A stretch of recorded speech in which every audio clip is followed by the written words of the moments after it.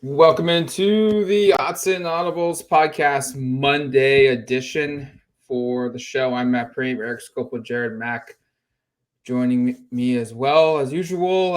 First time in a long time, guys, that we've had to do a mailbag after a loss, 8 straight wins. And I'm sure that this podcast, Eric, is going to center squarely on what happened at Autzen Stadium Saturday, big picture ramifications from it. You were the one that manages the mailbag. What kind of questions do we have here this week?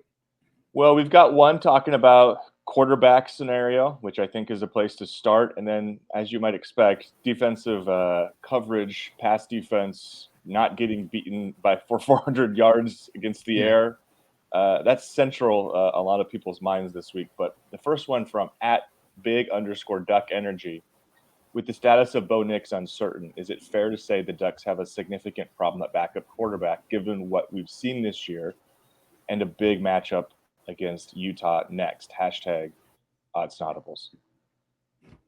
The Ty Thompson scenario is not ideal. It hasn't been good. I don't think there's anyone who can say outside of the program that they feel confident in what he'll do in an expanded role if he's the player that starts this game. We don't know what'll happen with Nix. Dan Lanning will speak this evening. He might come out and say, yeah, Bo's fine. He's going to be good to go. He'll be the starting quarterback.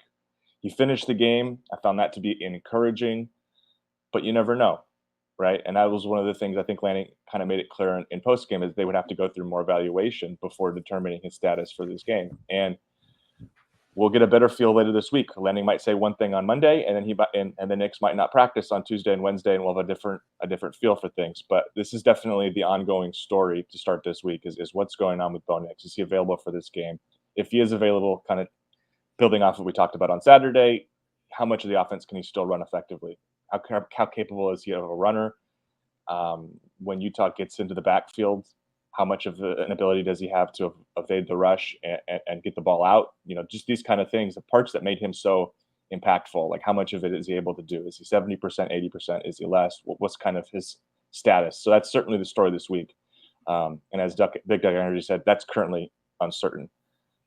Ty Thompson's not been good this year, just point blank. About a 50% completion percentage, 2 interceptions.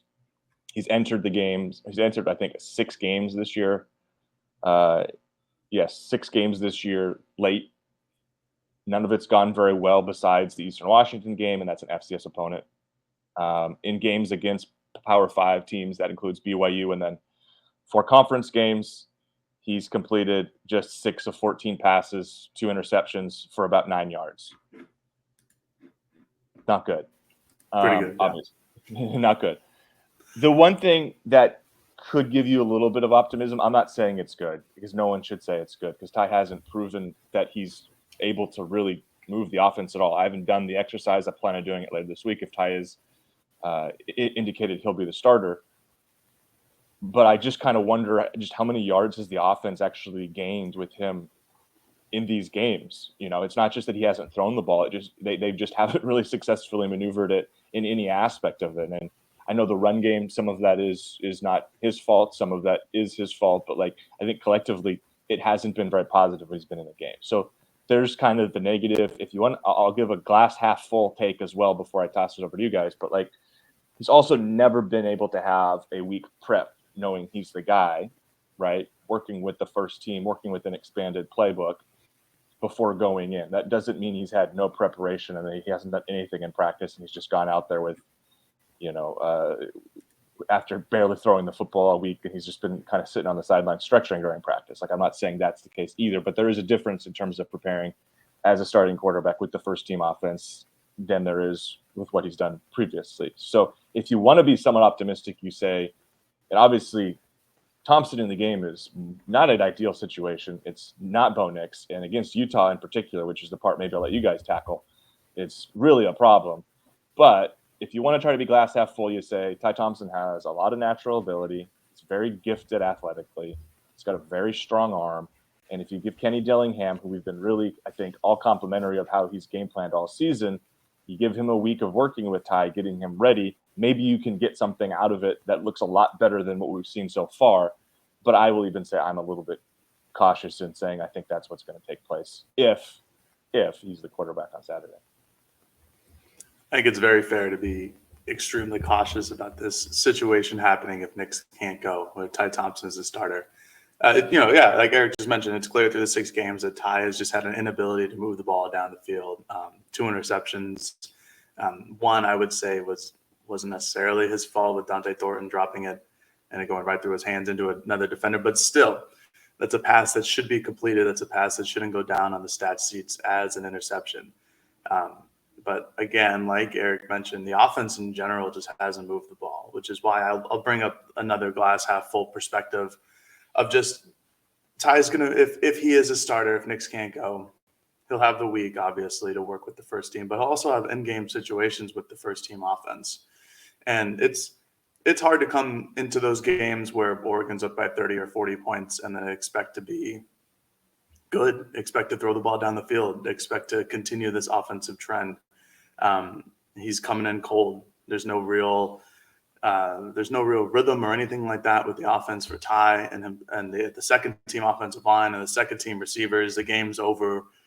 Yes, I'm sure they want to be out there, but at the same time, the game is over. So I will give that kind of glass half full perspective for Ty before jumping into what Utah does. This would be a really poor matchup if this is Ty Thompson's first start this season, because Utah is, I know they defensively, statistically, they haven't been as good as they have been in years past, but I'll get to a point about that later on in the show. They're good. This is a very well-coached defense. That is always what their formula is. I know they're without Van Fillinger, I think he's out for the season now. So that hurts their pass rush and attempts to get to Ty if he is the starter. But they disguise coverage as well. They play man-to-man coverage well. Clark Phillips is a dude over there at cornerback. This is not an ideal test. And then Oregon State, hypothetically, if it goes 2 weeks, also not an ideal test. That's another very well-coached and pretty damn good defense. For Oregon, this is really a poor mix right here of timing with Knicks getting hurt and defenses that they're about to play. It's hard to have a glass half full perspective because of how poor Ty has played this season and what we have seen from him in the past, other than against FBS teams or FCS teams. It's going to be tough. And again, you can have a glass half full perspective, but I'm not going to. I think this is very worrisome on how the offense performs if they can only just run the ball. I think it's a very good running offense, obviously, with the stats that they put up every single week. But they need to throw the ball in order for them to be as high-powered and as high-octane as they'd like to be. And I don't know if they'll be able to do that with Ty. I think a lot of this outlook will depend upon how quickly Oregon knows Bo can go or could not go this week. If Bo can go and he's going to be effective, they'll have a week to kind of formulate a plan and put him in the best case scenario to play. And it will look different. I'm sure of that. If Bo can't go and that determination is discovered today at some point, or even tomorrow, you can game plan and prepare Ty Thompson and build his confidence up and build the game script around what he does well and give him ample opportunities to prepare for the game. And I wouldn't be surprised if he looks drastically better than we've seen all season, even against the opponent, because he's had the preparation for it. But if this is a case where, hey, we don't really know who's playing quarterback up until Friday or Saturday, and it's a game time decision for Bo, that's where things could get scary for Oregon offensively, because you're not giving the full amount of reps to Ty, or maybe you're not game planning entirely. You're throwing in 2 different kind of game scripts and ideas of what you want to run offensively with 2 different quarterbacks. And like Jared said, you're playing a defense that still ranks in the top 3 in scoring in the Pac-12, rushing in the Pac-12, passing in the Pac-12, total defense in the Pac-12, and they're in the top 3 in turnovers forced in the Pac-12 this season. So you are playing the premier defensive team in the conference the last 4 or 5 seasons, in my opinion. And you're potentially going into this game with a backup quarterback that, just like Eric said, hasn't looked good all season long. And whether it's fair or not, whether it's the thrown pass to Dante Thornton that shouldn't have been an interception that was, whether that was the backwards pass that went to Thornton on a screen that maybe he should have just dropped or batted down for an incomplete pass, and instead he caught it and lost like 12 yards. Whether it's funky stuff like that or whether it's very evident games like against Stanford where it was, whoa, that was rough to watch. He's not looked good. And look, if Kenny Dillingham is a future head coach at Arizona State or at Colorado or at any other school after this season, this is a week that will prove that. If he can get the offense to show up and be effective and move the football, I'm not saying that they need to score 38 points in this game, but if they can consistently do something, figure out what they're going to do behind Ty and then execute it consistently throughout the game, then yeah, jump on that Kenny Dillingham bandwagon as being a future head coach at X school. This is going to be his moment to shine, to really kind of get Ty in a position to play if he has to play. And they might need 38 points to win too, just with the way Oregon's defense is played. Right. I mean, might need 45 points to win. Right. No, and I just to fill at that point, that was the one thing I was going to touch on, and you kind of segued there a little bit before we get to the next question, which leads into it. Is in past years with a better defense, you could say, hey, Oregon probably has a chance to run the ball somewhat effectively, even if they aren't able to throw the ball very effectively. They can win a kind of a low-scoring, grounded out kind of game that's won 24-17. But I don't think Oregon has the defense that gives you the luxury to expect to do that, to hold Utah, unless this defense just makes some really good plays and bounces back, which is, I guess, possible, but I'm not holding my breath, will score 30 points probably in this game at minimum. Easily. And so, that should be the expectation. I know they're banged up too, right? Like both teams are dealing with injuries. Their quarterback is back, though, and they are healthier probably in areas that matter than Oregon is right now offensively. But no, it's going to be an interesting week to follow, because the health of Oregon, I think, plays a huge role in terms of kind of how we would outline and expect this game to go. Because I think it's going to be really competitive, even if Oregon is close to full strength. Like, I think this is a game that's very much up for grabs, regardless of the Bo Nix situation. And if he's not available, you're looking at go ahead. If he's not available, you're looking at a situation where it's going to be, I think, very much uphill sledding. What's up? Yeah, I had one more thing just on the Ty Thompson, the Knicks stuff that I don't think we talked about. Alex Forsyth potentially being out. We're still, he leaves the game at the end of the fourth quarter. That's another element to add into all of this, where he and Ryan Walk both injured in this past Washington game. That's your top two centers. That's another thing that Oregon's offense and Kenny Dillingham and whoever's at quarterback is going to have to work out if those two can't go against Utah on this upcoming Saturday. And it's one thing to have a new quarterback in, which certainly limits your offense, but it's another thing to have your top two centers out, which again limits your offense and the continuity there and how they can, formulate a game plan. It'll be interesting to see what center is there at practice on Tuesday and where they are in terms of taking reps with what quarterback or what other center. The glass half full would be Ty's been getting snaps from Jackson Power Johnson for a long time. So maybe that's a good thing. That's true. I guess. All right. No, it's not. I was just trying to find another element to be positive. All right. Next question from @PRDolphin _PR. I think they might have to ask. I think they made an adjustment. I don't remember there being an _PR after this. Christian has asked quite a few questions. Are the issues on defense players, scheme, or coaches? I think it's all of it. And I think it's all of it because I think all of it works together. You only run certain defenses when you have players that can run the defense. I probably don't one thing I'll say just off the top, I'm not putting player development entirely on this coaching staff. They have not had a full year to work with these guys. So if you want to talk about player development, I would say hey, Christian Gonzalez is really good Coach Meat worked with him at Colorado for 2 years before here. That's an impressive development. It wasn't a guy who was expected to be really good. I would say are some of the shortcomings based upon player development from the previous staff. That's where I'd point a finger if we're going player development. But Oregon's in a lot of zone, and I think they're in a lot of zone in part because I don't know if they have the guys to match up in man. And this was a game in particular where I think you looked at it, and they've been in zone a lot in general.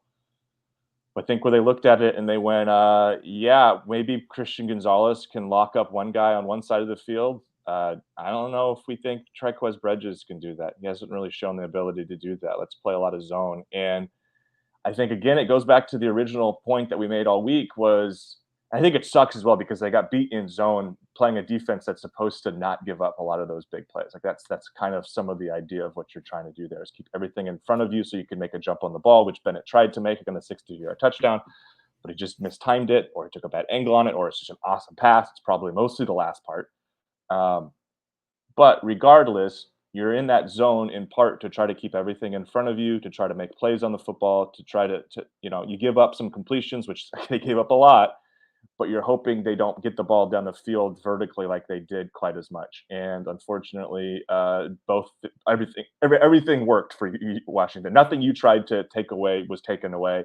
And I think the other part, kind of just big picture here is, and I don't think we hit it super hard on Saturday's show. I think I listened back. I think Jared brought it up briefly, but lack of a pass rush in this game. Penix was very rarely pressured at all. Yeah. The one play he really was pressured, by the way, was where he threw the interception when he rolled out and was kind of forced to do so and threw a ball into traffic and Sewell tipped it and Boston made the interception. There were a couple other times where he had to step up and move around, obviously most notably the 3rd and 14 where he converted it running the football off the right side. But like in general, I don't think Oregon did a very good job of getting to the quarterback. And so how much of that is schematic and how much of that is also like, we're already having a heck of a time in the zone coverage of actually covering people. And if we take a couple extra guys and bring them up the field, now Penix, who has proven to be a very capable decision maker, unless we get there immediately, we're in trouble. And guess what? With 3 guys, we're never getting there basically. Like, so I think it's a combination of a lot of things here. Like to have a defense that can get pressure, you have to have the athletes to do it. And you also have to use some of the simulated pressure, some of the aggressive stuff. You have to be confident enough in your coverage behind there to hold up long enough that if you don't get to the quarterback immediately and force him to make a quick throw, that you've at least got somebody in position there, right? Like if you blitz Noah Sewell off his zone or whoever, or maybe you're in man in this play, suddenly you're giving a free runner to Washington, which is where you run into even more problems. So long way of saying, like, I think it's a lot of things. I think I've seen a lot of people criticizing the coaching staff and the scheme. I think at a certain point, like I'm not saying that all of this blame goes on the players because that's also not fair. But at a certain point, you also just kind of have what you have, and they're now 10 games into this season, and Oregon put out the best game plan that they thought would work, and Oregon has smart defensive coaches. Dan Lanning proved to be a very, very capable defensive mind at Georgia, right? Sometimes the offense just has the answers and you don't have a whole lot of counters. And I think it was a lot of that. So, I mean, you guys might disagree, but like, I just think Oregon's kind of is what it is in terms of they don't have the players. And I know people are frustrated by that comment because they'll say, well, look at all this 5-star talent. Well, sometimes it doesn't translate for whatever reason. Sometimes it doesn't fit into the scheme of kind of what Oregon is trying to do. And sometimes the players just don't develop the way you'd like. But I think this is I saw people on the message board hating these comments of like, this is a Jimmy's and Joe's issue. I think defensively, some of it is. It's tough because I think all 3 of these things probably mix and match together, and it's defensive issues. Honestly, I think it's a lot about the players, not the people of the players, but what Dan Lanning and what Tosh Lupoy have at their disposal to run this defense. This 4-2-5 defense has worked. It has shown that it has worked in the SEC. It's primarily what Alabama has run. It's what Georgia ran last year with Dan and the last couple of years with Dan. It is a defense that works with the right personnel. This is not the right personnel. You need 4 guys up front. You need more than just one dude or 2 dudes if you want to say DJ Johnson and Brandon Dorlus are those guys to rush the passer. You need some guys up front, and Oregon has good defensive linemen who block and who mess up the run game for the opposing offense. They're one of the better defensive lines in terms of stopping the rush, but you can't rely on Brandon Dorlus to get pressure all the time. He's a defensive end, and he's primarily playing on the inside. And you need somebody on the outside like DJ Johnson or Mace Funa or Trevin Mai or Braden Swinson to show up and be an outside edge rusher, and they haven't had that all season long. Oregon had one quarterback hit on Michael Penix on Saturday. That was from Justin Flo, who was a late hit, an egregious late hit that still went for an over 70-yard touchdown because Bennett Williams got smoked again. To me, this is a personnel problem. Oregon does not have the secondary that Dan Lanning or the linebackers that Dan Lanning would like. And I know that there's the 4 stars, the 5 stars. There's an issue that we have been talking about this entire season, and that's speed. This is not the fastest of defenses, and this is not how a 4-2-5 would primarily like to play. You look at how Dan Lanning had assembled talents at Georgia in their 4-2-5.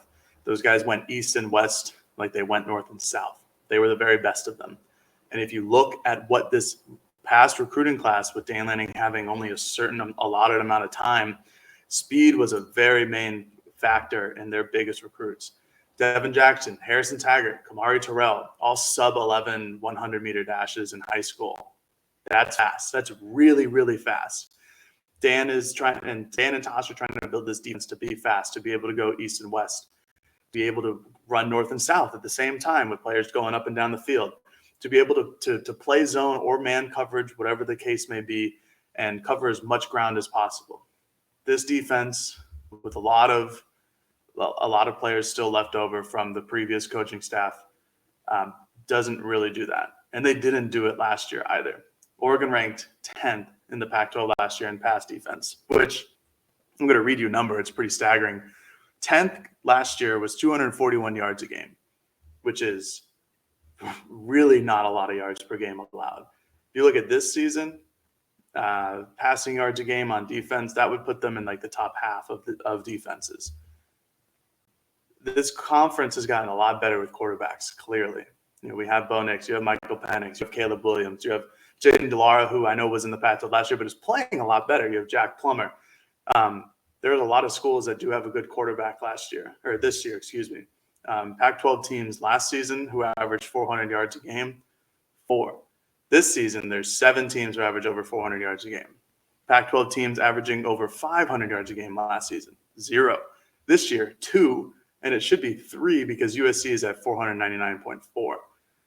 This is how the conference is going to be until USC and UCLA leave. It's going to be more explosive. This defense is not cut out for that. They weren't last year. Just look at the Ohio State game. That's where C.J. Stroud destroyed them in the passing attack. It's very similar to what Washington did last Saturday. I think this is more player personnel than it is anything else. Now, granted, in a year or two, when Dan has his full pick of the litter in the transfer portal and recruiting, and if there's still the same primary issues, then it might be scheme, then it might be coaches. But for now, I just don't think that this is the group of players to run this scheme and this grouping. There's a couple ways to look at this. I think the departures of DJ James and Jason Jones, while we thought they were going to be pretty big at the time, felt like maybe Oregon made some additions in the transfer portal that would make up for that. But I think you can clearly see that they tried to make some additions via the transfer portal, and some of those additions have helped. Some of those have not. And some of the recruiting didn't factor in. The unit's just not good. And we knew going in that the secondary had questions. And all year, those questions have remained, or we've now gotten the answers. They're not good against pass coverage besides Gonzo, it feels like. And I said from the beginning of the year, I was worried about the pass coverage at linebacker, that they've got a whole bunch of guys that are really good at one specific area, but they don't have a lot of guys that are good at coverage. And I felt like that's why I picked Flo to lead the team in tackles at the beginning of the season, but it's kind of counterproductive there because I also thought Flo wouldn't start a lot because he and Sewell are not good against the pass, and they can't play together every single down unless you're playing a run-centric team. But the problem is Bossa hasn't played, I felt like, close to what he was last season. And he is your best pass coverage linebacker.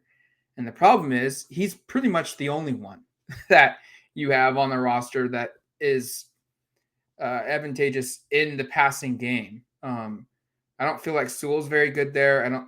Flo is definitely not good there. Keith Brown, I feel like he's not good enough. He's not good in pass coverage, but we haven't seen a ton of him. LeDuc is not good in pass coverage.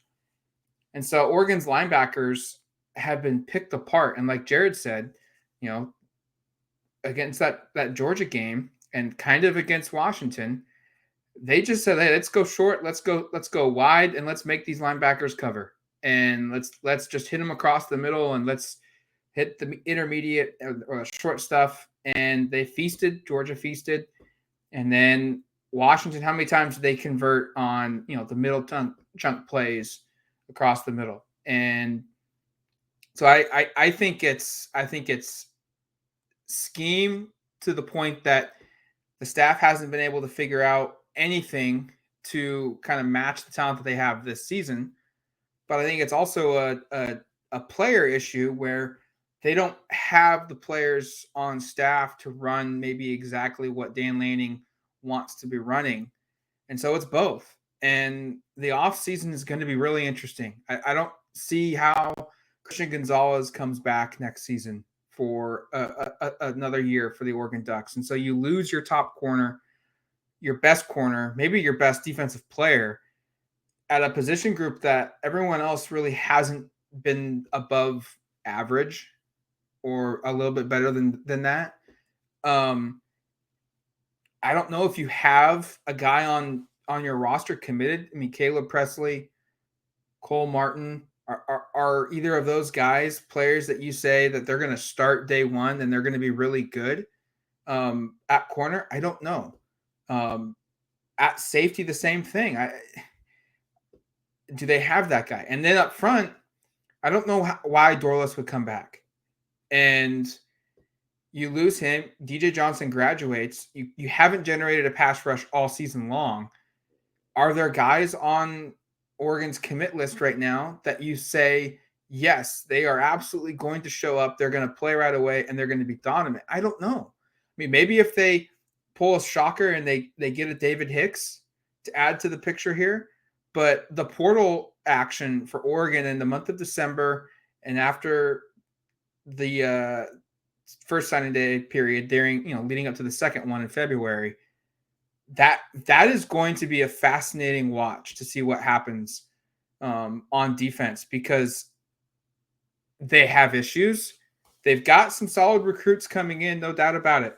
But I don't know if any of these recruits are guys that you look at and say day one, they're going to be they're a freshman All-American. And that's kind of what it takes to be for a player to show up and play on a team that competes for a conference championship at the Power 5 level. That's the caliber of freshman you have to start and be on that type of a team. Doesn't mean you need to win the league. Doesn't mean you need to be an All-American, but you need to be in that contention. And I don't know if they have that. Portal. This is the portal off season. Yep. This is going to be huge for a lot of programs. I think Oregon's one of them.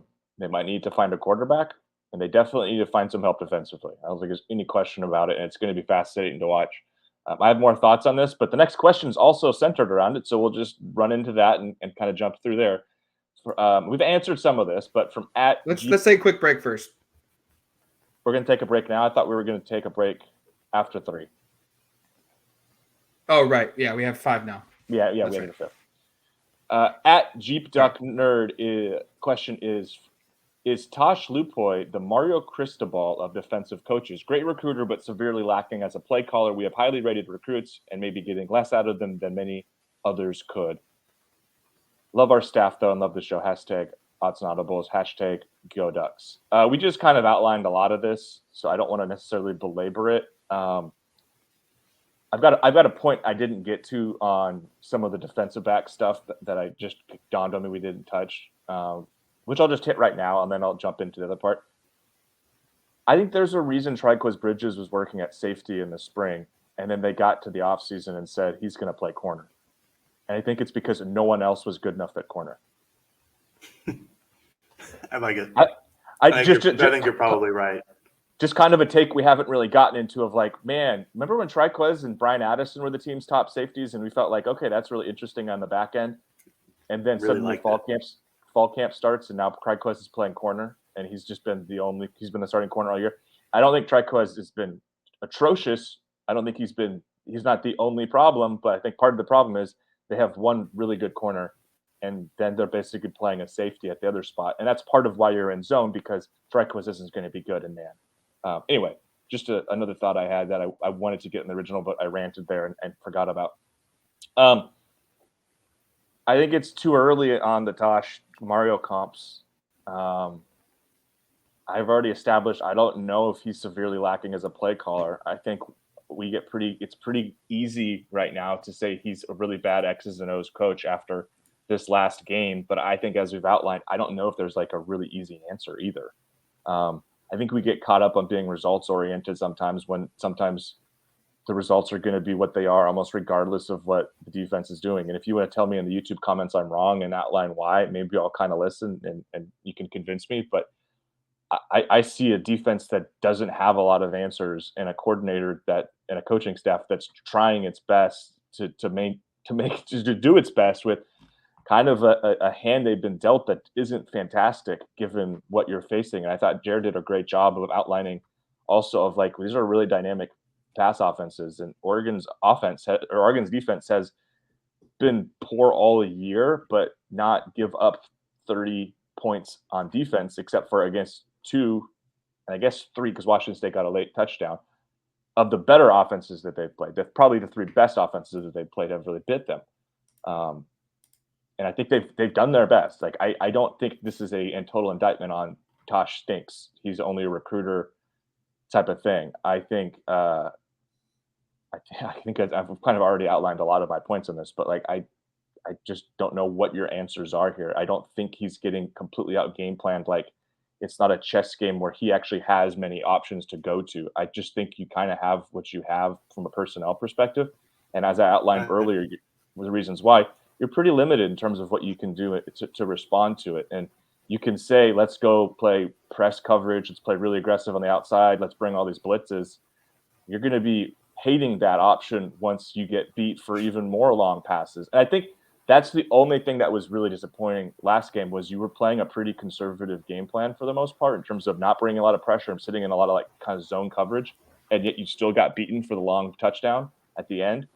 But I think that's going to be exactly what happens if you sell out, play press, and you bring 5 guys. You're going to get beat the exact same way.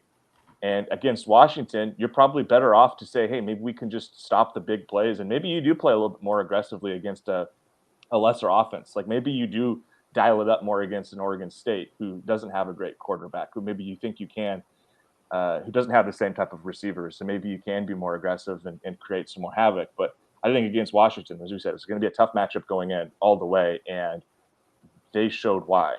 They are a operation that knows how to attack opposing defenses. And Oregon gave a look that Oregon clearly thought that was their best chance in that game, was to play a particular coverage. Mm-hmm. They're playing a lot of cover 2, a lot of zone.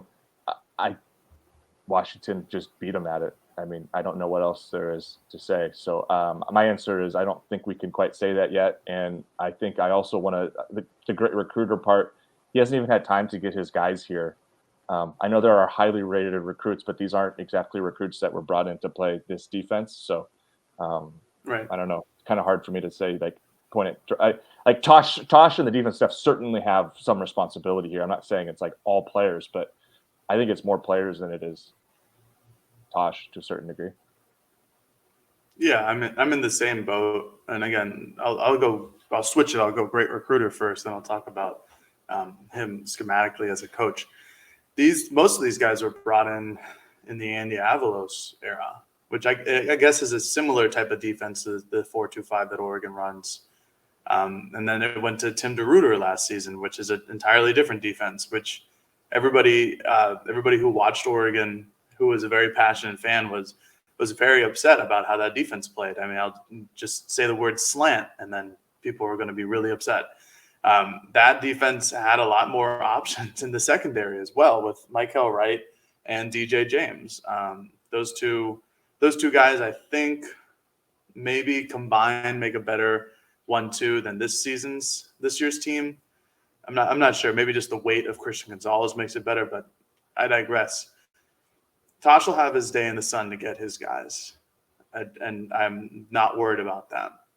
He was a prolific recruiter down in Alabama. Basically, wherever he's gone, good or bad, he's gotten his guys, and he's made some type of a defense here. He'll have his time. I'm not worried about that. I think it's a good thing that he's a great recruiter because, again, unless you want to wait the 3 to 4 years for everybody to get developed and then have one shining moment in the sun, like a Cal team or something like that, that's just not what Oregon is. Oregon's going to want to be in the sun every single season, so they're going to need to go get guys. They're going to need to have people on their staff that are great recruiters. And, yeah, maybe you sacrifice a little bit of coaching for that reason, but you still bring in guys who have the talent that kind of potentially make up for lack of coaching. To jump into coaching, I'm just going to bring up all my points from before, really. These just aren't Tasha's guys. These aren't Dan's guys. These players aren't necessarily great fits in this 4-2-5 system. Like what Washington did against this defense, like Eric went through. If you're Oregon, you did exactly what you wanted to do in terms of trying to limit the deep ball passes, but then Bennett Williams was exposed for two of them, and both in the second half. I have his PFF coverage grade here. He allowed 5 receptions for 176 yards, 2 touchdowns. It's not good. That's the issue in that game. That has been the issue the last couple of weeks of just blown assignments. You know, Oregon's scoring defense is pretty good. It's in the middle of the Pac-12. I think it's smack dab in the middle of the Pac-12. And under 30 points a night. I think it's 27.6. They've done their job in limiting deep balls. They've done their job except for the last 2 weeks. They've gotten teams down in the red zone, and they've done pretty well when the field shortens, and they've held opponents to field goals, which is really from this secondary, other than Brian Addison and Christian Gonzalez, that's all you can ask for. And without a pass rush, without the ability to bring linebackers on blitzes, because that just opens up a whole nother middle of the field. That's another coverage area to worry about. Without the elite athleticism on the edges, to bring linebackers in and then have those guys go out in a coverage on the flats. Without that ability, DJ Johnson got burned on that a couple of times against Washington on the rewatch. There's not a lot that Tosh Lupoy and Dan Lanning can do. They are going to have to sit in this zone coverage system, maybe play man-to-man coverage with Christian Gonzalez on the outside. That there's not a lot that he can do. And then this is going to be like we just went through a huge offseason in what Oregon does to bring in talent at cornerback, safety, linebacker, defensive end, and interior defensive line positions. This defense is going to look very different next year compared to this year. It's way too early to make that kind of assumption. I don't really need to say much beyond that because you guys have both run through it. If these same problems persist in this magnitude next season, then yes, you need to sit here and evaluate the situation and dig deep. Is this a scheme issue? Is this a coaching issue? Is this a communication issue? Is this a player issue? But if you see improvement next season, it's calm down. It's too early. It's too early to say this. There's injuries. There's transfers out. There's players that haven't performed up to expectations. And ultimately, that's all on the coaching staff because they're responsible for the players that arrive at Oregon. They're responsible for developing them. But we're not even to year one yet. And it's one of the worst defenses we've seen in a while, yes. But you only can do so much if you don't have the pieces that fit your entire roster. Now, what I think would maybe be the one caveat here for me is elite coaches, they find a way to adapt their system to the players that they have. And they find ways to still produce maybe get better results than maybe other coaches would. And I don't know if we've seen that adjustment to the adjustment for Oregon this season defensively, where, yeah, you don't got coverage, guys. You don't have a good pass rush. So what are you going to do to make this defense maybe a little bit better and mask that a little bit? We haven't really seen that this season, and that's on the staff to kind of figure that out in the offseason. What can you do if you don't have the perfect pieces to your system? How do you tailor your system around the players? All right, we're going to take a quick break. When we come back, we'll continue this Autzen Audibles mailbag. And welcome back to the Autzen Audibles mailbag. A couple more questions to go, and then we'll wrap this up. All right, from @Dylan Hoffman, do you guys think that Oregon will finish this season above or below their preseason rank? #Autzen Audibles. We can keep this one relatively quick, I think. Preseason, they were 11th in the AP poll. They're currently 12th. And I was just looking at the last handful of years rankings and kind of what sort of record keeps you in the 11, 10, 9 kind of range. A lot of it's like 2-loss teams. So Oregon would probably need to win out. There are some 3-loss teams. Maybe Oregon wins the conference championship and then loses a bowl game, or plays in the conference championship, loses that, wins the bowl game. But like they basically have to lose 0 to 1 games the rest of the way, I think, to finish above 11th nationally at the end of the season. I don't know if they're going to do that because I don't know what's going on with Bo Nix. Like if Bo Nix is healthy, I think you could probably sign me up that there's a pretty good chance that happens. If Bo Nix isn't healthy, I think they're going to have a really hard time winning either of these upcoming games. And then you look at the bowl game, and at that point, if they lose these last 2 games, they're not going to be ranked higher than 11th. They're not going to be 11th to 10th, 9th, anywhere in that range. So I'll just kind of say it's all Bo Nix dependent and leave it at that, because I think if he does play, to me it just comes down to like a health thing almost, and I don't have enough information to really make the call. If Bo Nix isn't playing, I don't think they're going to do well enough to be ranked at that place. Yeah, I agree. It just comes down to what these last 2 games do. I think honestly, hypothetically, if Oregon won the last 2 games and then lost, I don't know, let's say they get to the championship game and the Pac-12 championship game, they win it.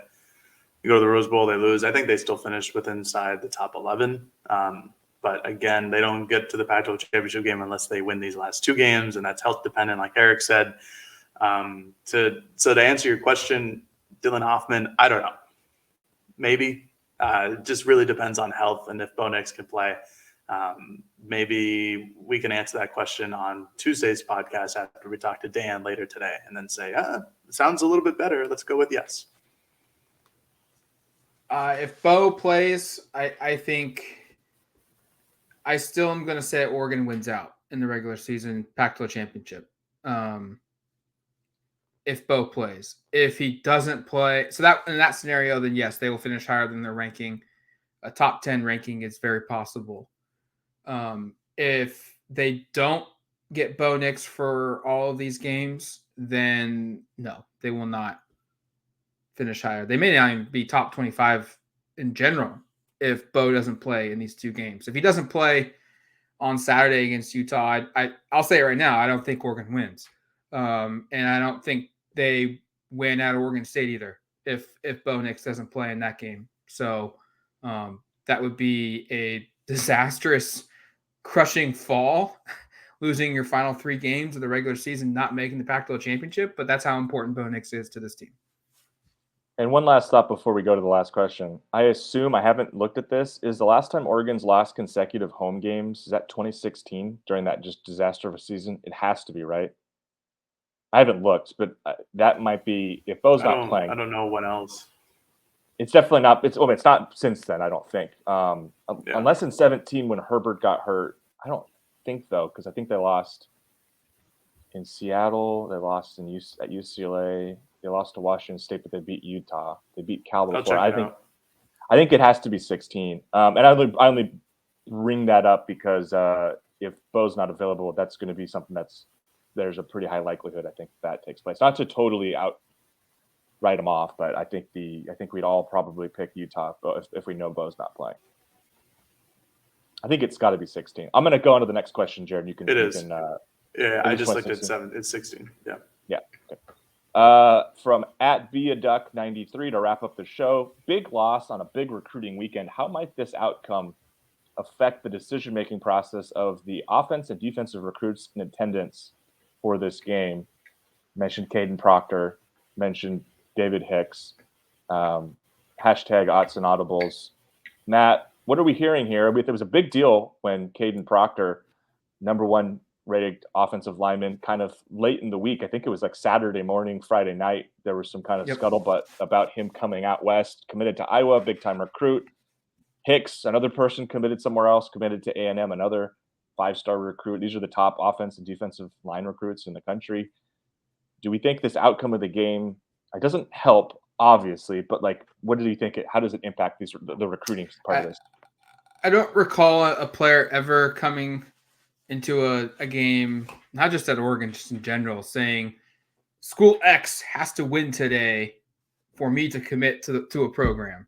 That never happens. Now, like you said, a loss certainly dampers the mood a little bit because, we were in the HCC post game.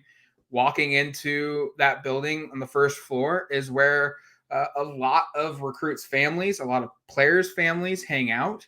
And it was somber. It was very mellow and quiet. And then when we left the HCC after doing interviews, usually that place is like, there's hardly any room to maneuver because it's so packed with people celebrating, having fun, hanging out, whatnot. Getting out of there was really easy. There wasn't a lot of people. So the mood certainly was dampened a little bit because of the loss, but everything, that loss will not be the reason why Proctor flips to Oregon from Iowa if that happens, or David Hicks gives a verbal commitment to the Oregon Ducks, or Sanford, his teammate, the 4-star linebacker who's committed to A&M as well, who's here, gives a verbal commitment to the Ducks. If that happens, Dante Moore wouldn't be turned away because of Oregon losing to Washington. Durian Dickey wouldn't be turned away.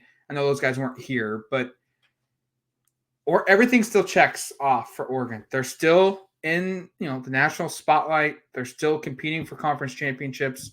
There's ample playing time. I think you can look at, especially from a Hicks perspective, if it's Oregon, we need defensive linemen who can generate a pass rush and stuff the run. Can you do that? Yes. Oh, well, there's a really good chance you could play, hence what you just saw on the field. Same thing with his teammate Sanford at linebacker. So this isn't going to be the nail in the coffin for Oregon getting these guys. And sometimes losses kind of highlight the specific areas where certain recruits are like, yeah, I really could see why their coaches are telling me I have a chance to play right away. Everyone says that, but seeing it in person now, yeah, I'm better than that dude, and that dude. I can get on the field right away here. So the environment at Autzen was awesome. I don't know if you guys realize this or not. The stadium was shaking. The press box was shaking at one point in the game. I'd never experienced that. Yeah, I had never experienced that in the years I've covered Oregon football since 2009. The press box at Autzen shaking. I felt like maybe I'm just dizzy, didn't eat enough food, and then someone else tweeted it and was like, I that's right. I'm not the only one feeling this weird movement in the press box. Like, the environment was awesome. Awesome day from a weather standpoint. The crowd was awesome. It was packed. It was an awesome, exciting game. Look, I know Oregon lost, and from an Oregon perspective, you're going to be bummed. It knocks you out of the college football playoff, but that was a really freaking awesome college football game. Mm-hmm. 35 points in the third quarter, bombs going both ways. You had turnovers in big moments. Just awesome football. One of the better games we've seen at Autzen in the last 10 years. It's not the best, but one of the better ones. And if you're a recruit and you love that situation, you want to be on prime time, playing in big games, having NFL scouts there and everything on the line. And all of those things will continue to be true at Oregon, even after this loss. So it doesn't impact things. And, Steve Wiltfong's already said a couple times that, on various places on 24/7 Sports, that Oregon's one of the active players in recruiting right now in terms of flipping. And we see it. Why? We saw Hicks on campus. We saw Proctor on campus. We saw Sanford on campus. Jaden Lamar, a 4-star running back to Notre Dame. He's been on campus before. There's Deuce Robinson, a 5-star tight end that's not committed to other schools, but Oregon's pushing there. Mateo, the 5-star edge player from California.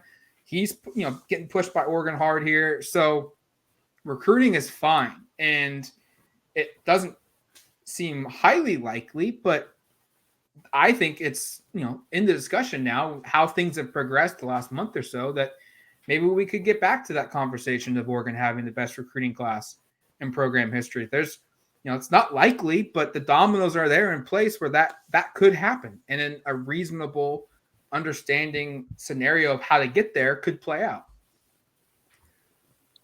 Joe, do you have anything? I just had one more thought to wrap up this, and we could probably end the show, which is the only thing that.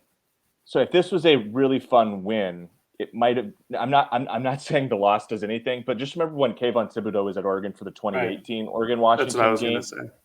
Right, there can be some positive momentum for a game like that. Like I remember taking a video of Kayvon at midfield after the students had swarmed. And of course, this was a breakthrough moment for the program, and beating Washington on Saturday would not have been a breakthrough. I don't know if the fans would have swarmed the field like they did in 18. Probably shouldn't have, to be honest.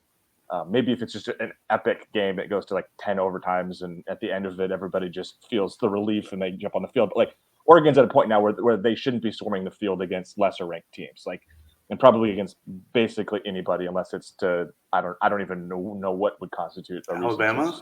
Maybe Alabama travels west one year. That crossed my mind. That's never going to happen. So don't even bring it up. But my only point was I just remember how much that can push a recruitment in a positive direction. A win, I don't think a loss removes anything from as Matt I think accurately kind of assessed there. Of I don't think, especially a close loss in an incredible environment, you got to see the full Autzen experience if you're one of those guys. Right. And for most, I don't think. Proctor certainly hadn't been here for a game. I can't remember if Hicks had.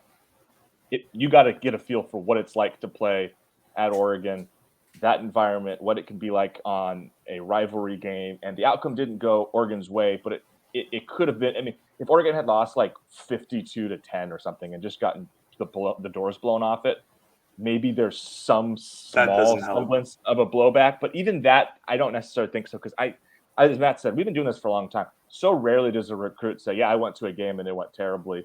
I didn't go there. The only thing I can remember, Matt, is Thomas Tyner, Oregon State, when Oregon blasted him, and then he ended up going with the Ducks out of high school because he was looking at Oregon State. I think he just went and said, these programs are so far apart, but I should go to the school that's competing for championships as opposed to the one that's not.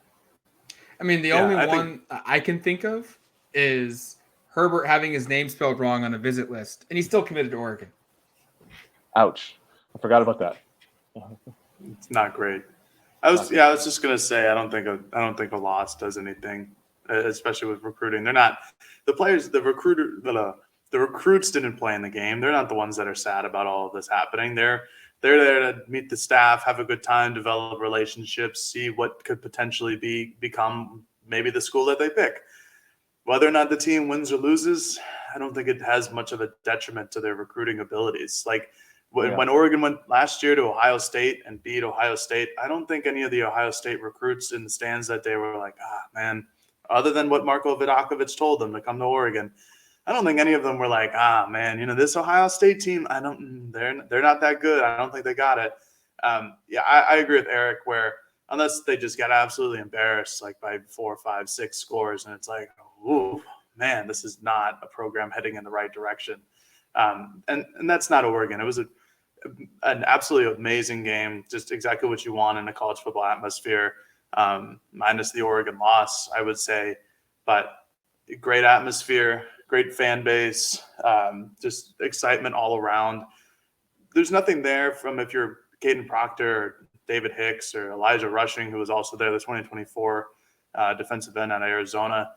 There's nothing there that makes you go, oh, man, I don't know about this Oregon place. Like, yeah, they lost, but so be it. Every school loses. Basically only one school goes undefeated at the end of the year.